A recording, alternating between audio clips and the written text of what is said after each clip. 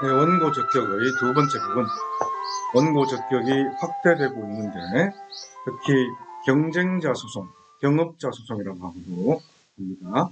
영원자 소송, 그리고 이웃 소송으로 확대되고 있다는 부분입니다.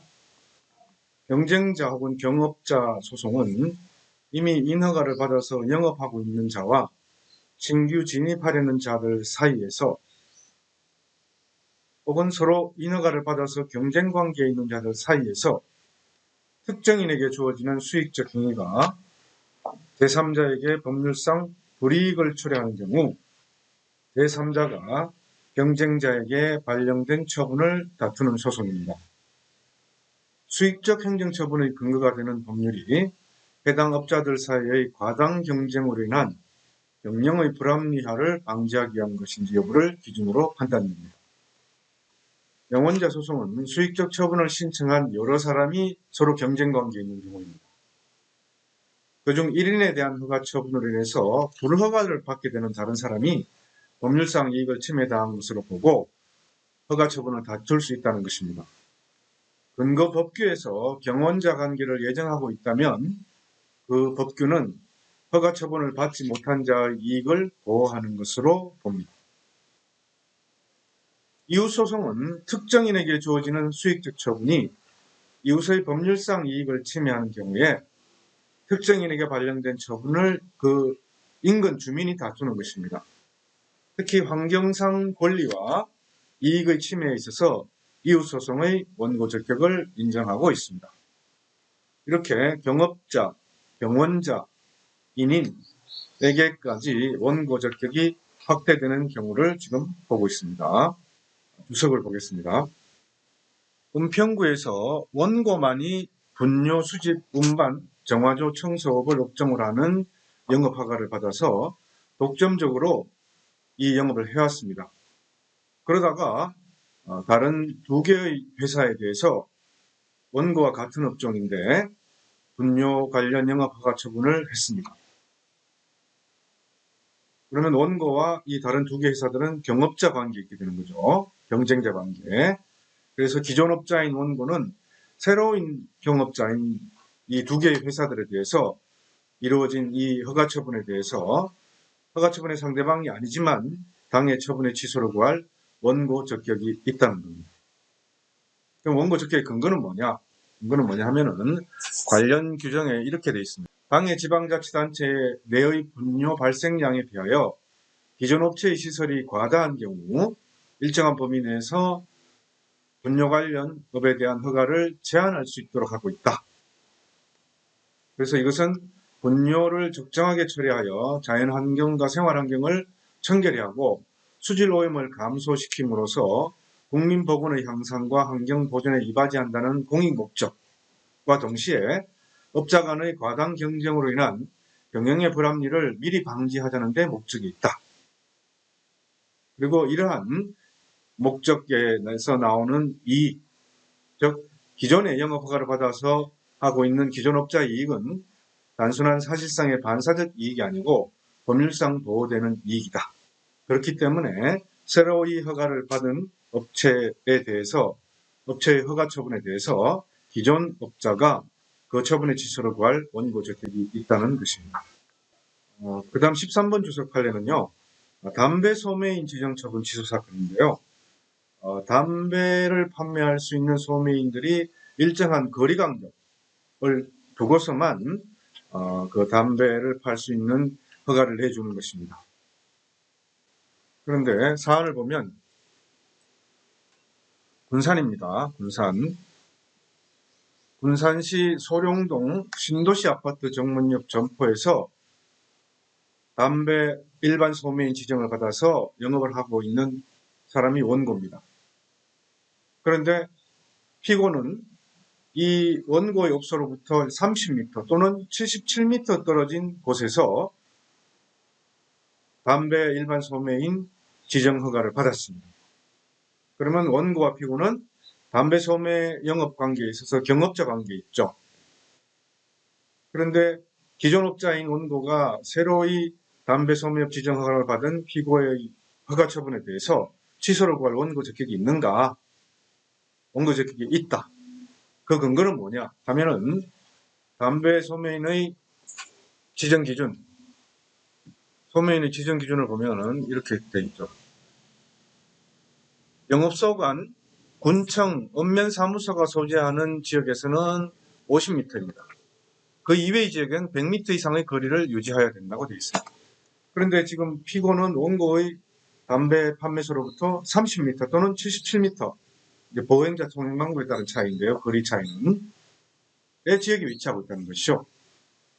그런데 이 규정을 비춰보면은 담배 일반 소매인의 지정 기준으로서 일반 소매인의 영업소 간에 일정한 거리 제한을 두고 있는 것은 담배 유통 구조의 확립을 통해서 국민 건강과 관련되고 국가의 주요 세원이 되는 담배 산업 전반의 건전한 발전 도모, 국민 경제의 이바지라는 공익 목적을 달성하는 것과 함께 일반 소매인 간의 과당 경쟁으로 인한 불합리한 경영을 방지함으로써 일반 소매인의 경영상 이익을 보호하는 데도 목적이 있다.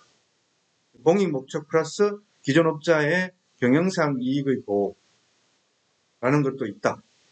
그렇기 때문에 기존 업자는 새로이 담배 소매업 허가를 받은, 특히 규정상 지정거리 내에서 허가를 받은 사람에 대한 허가 처분을 취소할 원고 적격이 있다는 것입니다. 14번 주석은 여객 자동차 운송사업 계획 변경 인가 처분 취소입니다. 노선 변경, 특히 노선 변경과 관련된 것은 기존에 그 노선을 달리던 버스 운송사업자에게는 굉장히 큰 영향을 미치죠. 그래서 이 사안은 직행령 시외버스 운송사업자에 대한 사업계획 변경 인가 처분으로 인해서 기존의 고속형 시외버스 운송사업자의 노선 운행계통과 직행령 시외버스 운송사업자들의 노선 운행계통이 일부 중복되게 됐습니다. 그래서 기존 업자의 수익 감소가 예상됩니다. 그러면 이 두 업자 사이는 경업관계에 있는 것이 맞다. 그래서 기존의 고속형 시외버스 운송사업자에게 직행령 시외버스 운송사업자에 대한 사업계획 변경 인가 처분의 취소를 구할 법률상의 이익이 있다는 것입니다. 그럼 15번 주석 판례는 아까 본 담배 소매인 지정 처분 취소인데 결론이 다릅니다. 그런데 결론이 다른 이유는 아까는 일반 소매인끼리의 거리 제한이고 이것은 어떤 것이죠? 구내 소매인과 일반 소매인 사이에서는 이 거리 제한이 그대로 적용될 수 없다는 것입니다. 구내 소매인의 경우에는 담배 진열장, 담배 소매점 표시를 건물 또는 시설물의 외부에서 설치해서는 안 된다는 규정이 있다는 거죠.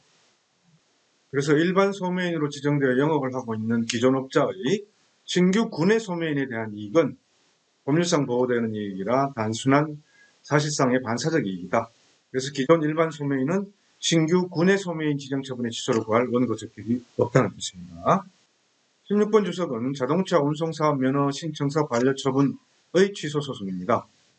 미리 같은 종류의 면허나 인허가 등 수익적 행정 처분을 받아 영업을 하고 있는 기존 업자로 인해서 동일 대상 지역에 대해서 공유수면 매립 면허, 도로 점령 허가 혹은 일정 지역에서 영업 허가 등에 관해서 거리 제한 규정, 업소 개수 제한 규정 등으로 인해서 면허나 인허가 등의 행정처분을 받지 못한 사람은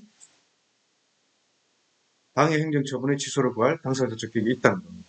그래서 경업자에 대해서 이루어진 면허, 인허가 등 행정처분의 상대방이 아니라 하더라도 당사자 적격이 있다는 것입니다. 17번 주석은 숙박업 구조 변경 허가 처분 무효 확인입니다. 건물의 4, 5층 일부에 객실을 설비할 수 있도록 숙박업 구조 변경 허가를 했습니다. 그런데 그것으로부터 50m 내지 700m 정도의 거리에서 여관을 경영하는 원고들이 받는 불이익이 당연히 생기겠죠. 그런데 이것은 간접적이거나 사실적 경제적 불이익에 지나지 않는다. 그래서 숙박업 구조 변경 허가 처분의 무효 확인 또는 취소를 구할 소의 이익이 없다라는 판례입니다. 18번 주석은 과징금 부과 처분 취소, 재결 처분 취소입니다. 장의차 운송사업구역을 위반했다는 이유로 과징금 부과 처분을 받았습니다. 그러자 이 과징금 부과 처분을 받으면 다른 동종업자, 동종장의차 운송사업자 영업이 보호되죠. 그런데 이 과징금 부과 처분을 받은 사업자가 취소 재결 처분, 즉 행정심판을 청구해가지고 재결 취소를 받았습니다. 그러자 이 과징금 부과처분 취소한 행정심판 재결에 대해서 다른 제3자 동종업자가 재결처분 취소 청구를 한 겁니다. 이것은 반사적 이익에 불과하다고 판단한 것입니다. 19번 주석은 LPG 충전소 허가 처분 취소입니다. 이건 경원관계에 있는 경우입니다. 수익적 행정처분을 신청한 여러 사람이 서로 경쟁관계에 있어가지고 그중 한 사람에 대한 면허나 인허가 등의 처분이 다른 사람에 대한 불인가 불면허 등으로 귀결될 수밖에 없는 경우는 처분을 받지 못한 자는 병원자에 대해서 이루어진 허가 처분의 상대방이 아니라 하더라도 처분 취소를 구할 당사자 적격이 있다. 다만 구체적인 경우에 있어서 처분이 취소된다 하더라도 허가 처분을 받지 못한 불이익이 회복된다고 볼 수 없을 때는 취소를 구할 정당한 이익이 없다는 것입니다. 20번 주석 예비인가 처분 취소인데요. 이것은 2009년도에 로스쿨이 2008년 연말에 로스쿨이 전국의 25개 대학에서 인가를 받았죠. 수도권에서 15개, 지방의 10개 대학에 인가를 받았는데 그중 인가를 받지 못한 지방의 사립대학에서 예비인가, 로스쿨 예비인가 처분의 취소를 구한 것입니다. 병원자 관계죠. 병원자 관계. 그래서 보면은 원고를 포함하여 법학전문대학원 설치 인가 신청을 한 41개 대학들은 2,000명이라는 총 입학 정원을 두고 설치 인가 여부 및 개별 입학 정원의 배정에 관하여 서로 경쟁 관계에 있고 이 사건 각 처분이 취소될 경우 원고 신청이 인용될 가능성도 배제할 수 없으므로 원고는 각 처분의 상대방이 아니더라도 즉 로스쿨 인가를 예비 인가를 받은 대학이 아니더라 하더라도 그 탈락된 대학이죠. 그 탈락된 대학은 예비 인가를 받은 대학이 받은 처분의 취소를 구할 당사자 적격이 있다는 것입니다. 21번 주석은 정부 조치 계획 취소입니다. 전원합의체 판결이죠. 이것은 기존의 판결을 결론을 바꾼 겁니다. 공유수면 매립 면허 처분이 되면은 공유수면이라는 것은 바닷가를 주로 말하는 것이죠. 바닷가를 매립하게 되면은 그 원래 바닷가 인근 주민들이 가지는 이익이 침해되죠. 그 이익이 환경상의 이익일 수도 있고 혹은 경제상의 이익일 수도 있습니다. 그런데 환경상의 이익은 주민 개개인에 대해서 개별적으로 보호되는 직접적 구체적 이익이다. 그래서 이런 환경상의 이익에 대한 침해 또는 침해 우려가 있는 것으로 사실상 추정돼서 공유수면 매립 면허 처분의 무효 확인을 구할 원고 적격이 인정된다고 하고 있습니다. 그리고 환경영향평가 대상 지역 밖의 주민, 그러니까 이 공유수면 매립으로 인해서 영향을 받는 이 특정 지역 외에 거주하는 주민이라 할지라도 환경상 이익에 대한 침해 또는 침해 우려가 있다는 것을 입증함으로써 무효 확인을 구할 원고 적격을 인정받을 수가 있다는 것입니다. 다만 환경영향평가 지역 대상 밖에 거주하는 주민에게는 헌법상의 환경권이나 또는 환경정책기본법에 근거해서 공유수면 매립 면허 처분과 농지개량사업 시행인가 처분의 무효 확인을 구할 원고 적격은 없다는 겁니다.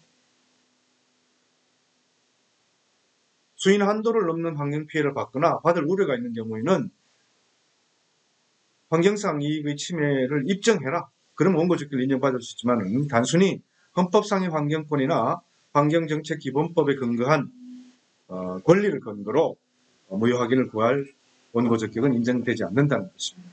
이것은 그 유명한 군산의 전라북도의 새만금 매립과 관련된 사건입니다. 22번 주석은 공장 설립 승인 처분 취소이죠. 공장이 설립됨으로 인해서 환경 피해를 받을 우려가 있다.